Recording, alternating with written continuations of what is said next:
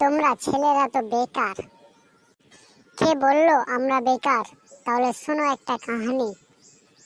আল্লাহ তাআলা, মহান আল্লাহ তাআলা রব্বুল আলামিন সৃষ্টি করলো গাধাকে। গাধাকে আয়ু দেওয়া হলো 50 বছর।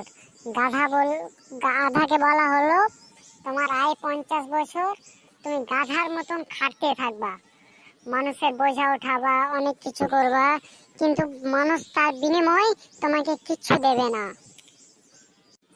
তো গাধা বলল আমার 50 বছর দরকার নাই, আমাকে 20 বছর আয় দেওয়া হোক। তো সৃষ্টিকর্তা বলল তাই ঠিক আছে তাহলে। তারপরে কুত্তাকে সৃষ্টি করা হলো, কুত্তাকে আয় দেওয়া হলো 30 বছর। কুত্তাকে 30 বছর আয় দেওয়া হলো।